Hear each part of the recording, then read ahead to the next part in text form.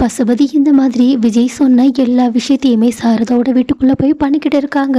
அதுக்கும் மேல கங்கா கிட்ட குமரன் கையெடுத்து கும்பிடுன்னு சொல்ல அதையும் பண்ண, காவேரி கிட்ட மன்னிப்பு கேட்க, அதுக்கப்புறமா சாரதா கிட்ட பண்ண தப்புக்காக மன்னிப்பு எல்லாம் கேட்டுட்டு விஜய் சொன்ன மாதிரியே அவங்க போலியா ரெடி பண்ண அந்த வீட்டோட டாக்குமெண்ட்ஸை சாரதாவோட கண்ணு முன்னாடியே கிழிச்சு போட்டுட்டு ஒரிஜினல் பத்திரத்தை எடுத்து சாரதா கிட்ட கொடுத்துட்டு, இதுக்கப்புறமா நான் கண்டிப்பா இந்த வீட்டு பிரச்சனையில தலையிடவே மாட்டேன்னு சொல்லிடுறாங்க.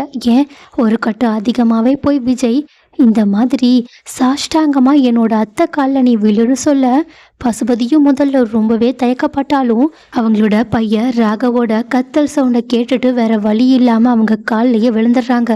இதை பார்த்துட்டு சாரதாவும், நீ இவ்வளோ நல்லவெல்லாம் கிடையாதே, நீ எதுக்காக இதையெல்லாம் பண்ணிக்கிட்டு இருக்க, வேற ஏதாவது திட்டம் போடுறியான்னு கேட்க, அதுக்கு கூட பசுபதி அதெல்லாம் ஒன்றும் கிடையாது, நான் இதுக்கப்புறமா இந்த பிரச்சனைக்கு வரவே மாட்டேன்னு மன்னிப்பு மேலே மன்னிப்பாக கேட்டுக்கிட்டு இருக்க. உடனே விஜயும் காவேரிக்கு நிவினோட ஃபோனில் வந்து கால் பண்ணி இந்த மாதிரி அந்த வீட்டோட டாக்குமெண்ட்ஸ் எல்லாமே ஒரிஜினலான்னு செக் பண்ணுன்னு சொல்ல, காவேரியும் அதை செக் பண்ணிவிட்டு ஆமாம் ஒரிஜினல்னு சொல்லிடுறாங்க.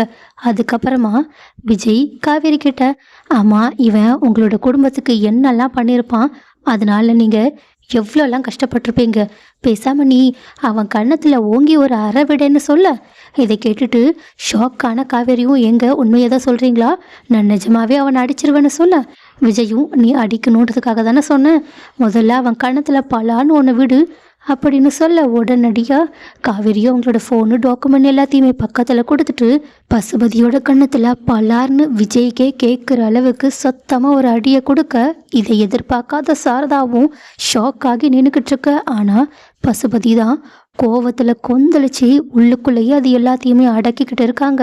ஆனால் விஜயும், இதுக்கு மேலே நீ ஒரு வார்த்தை கூட பேசாமல் அங்கேருந்து வான்னு சொல்ல, ஆனால் போகிறதுக்கு முன்னாடி விஜய் பசுபதியை செம்மையாக அசிங்கப்படுத்தி 4 வார்த்தை நறுக்குன்னு கேள்வி கேட்டு அனுப்பி விடுறாங்க. ஆனால் வெளியே வந்த உடனே விஜய் கிட்ட கோவத்தோட, அதான் நீ சொன்ன எல்லா விஷயத்தையும் பண்ணிட்டல, இப்போ என் பையன் எங்கடா இருக்கான்னு கேட்க, விஜயும் ஒரு 5 நிமிஷம் வெயிட் பண்ணு, அவன் இருக்கிற இடத்தோட லொக்கேஷன் உனக்கு அனுப்பி வைக்கிறேன், சீக்கிரமாக வந்து சேருன்னு ஃபோனை கட் பண்ணிடுறாங்க. ஆனால் கட் பண்ணதுக்கு அப்புறமா பசுபதி கொலை வெறியோட கோவத்தில் எதையோ பற்றி யோசிச்சுட்ருக்காங்க. ஸோ கைஸ், எப்படியோ விஜய் தான் நினச்ச மாதிரியே சாரதாவோட வீட்டை அவங்களுக்கு மீட்டு கொடுத்துட்டாங்க. இருந்தாலும் இந்த விஷயத்தில் பசுபதி ரொம்பவே அவமானத்தை சந்திச்சிருக்கான்.